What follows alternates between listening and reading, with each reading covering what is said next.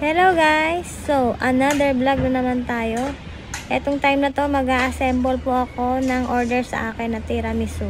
Actually, gagawa rin ako ng para sa shop. Kasi lagi ring ubos dito sa shop. So, may in-order nga sa akin na tig 10 pieces na flavor daw nung ating Oreo, Classic, at saka matcha, at saka yung bestseller din natin na Biscoff. Yun yung in-order niya. So, yun din yung gagawin ko para sa shop namin. Actually, kung hinahanap nyo lagi yung picture nung mga item ko, hindi ko na halos naabutan eh. Kasi kapag gumawa ako, hindi ko na siya napipicturan.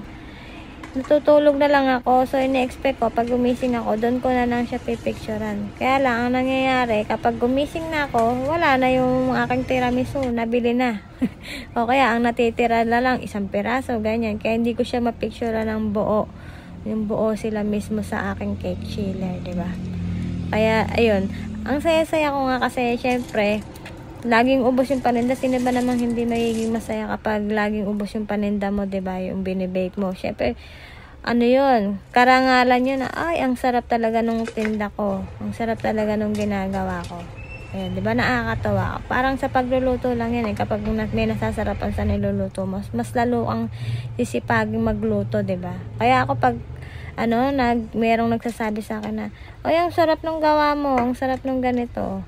Uy, masarap painggan sa tenga yun. Lalo akong ginaganang mag-invento ng kung ano-ano.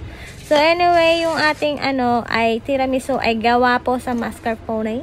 Ayan, mascarpone po yung ginamit ko talaga dyan, ha. Kaya sobrang sarap. At saka, yung itlog po, wag kayo mag-alala, hindi kayo masasalmonella. Dahil niluluto ko po, ginagawa ko pa yan na custard. Ayan. Para iwas salmonella tayo at talagang malinis at hindi sasakit yung inyong tiyan. Dahil syempre nasa Pilipinas tayo, diba? Saka di ko rin naman sure kung fresh talaga na itlog yung nabibili ko. Sinasabi ng tindera, fresh. Pero syempre, di naman ako makakampante na sabihin na fresh, diba? Kung nasa Japan ako, pwede pa akong maniwala. Pero syempre, nasa Pilipinas tayo. Kaya syempre, ingat-ingat din. So, ayan nga. Ang ginagamit ko rin dyan, limited nga lang po pala yung natin, ha? Matcha KitKat. Yun po yung ginagamit ko na ngayon dyan sa aking pagbibideo at paggagawa. Yung ating matcha KitKat. Yan po kasi binili ko pa yan sa Japan. So, hindi ko alam kung available po yan sa Orange app, diba? Pero iba na rin kasi presyo pag binili natin sa Orange app. Kaya nabebenta ko naman din ng mahal dyan. Kasi ako naman mismo yung bumili nito sa Japan. So, naisipan ko lang maggawa at maglagay ng matcha din. Since matcha KitKat nga yan. Ayan. Kaya masarap din yan, guys. Try nyo. So, ang swerte ng mga makakatikim niyang matcha KitKat. Limited lang po yan. Yan nga. Yung aking, tinan nyo naman. Totoong Biscoff yan. Hindi ko nahaluan ng tubig at kung ano-anong mantika pa, ha. Talagang Biscoff yan.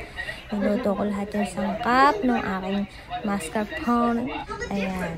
Thank you so much, Ayan, medyo pagod na po kasi ako. Kaya di ko na siya masyadong mabidyo lahat yung mga pinagagawa ko. Kaya tikman nyo na pumunta na lang po kayo sa shop. So, sa mga nagtatanong, ayun, pwede kaming magpa-reseller sa inyo. Sa mga gustong magbenta dyan sa shop nyo. Pwede. At sa mga may birthday, may event, gustong i-kila yung aming coffee. Ayan. Pwede po kaming magpa-event. I-message nyo lang po kami sa page namin. At sigurado din naman po kayo mapapahiya. Masasarap po yung aming kape. Mga drinks namin, prop, lahat ng pastry. Ayan. Hindi lang tayo magaling pa sa pagde-design. Yan po yung pag-aaralan natin, yung pagde-design ng ating cake.